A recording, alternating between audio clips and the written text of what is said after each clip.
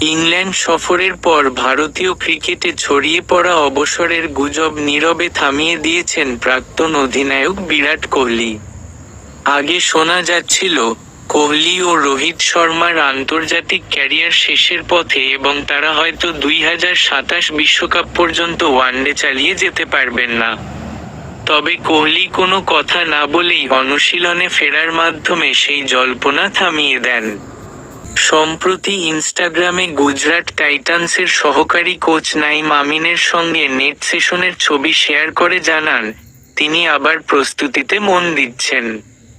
যদিও এক প্রতিবেদনে ধারণা করা হয়েছে, আসন্ন অস্ট্রেলিয়া সফরেই হয়তো কোহলির আন্তর্জাতিক ক্যারিয়ার শেষ হতে পারে।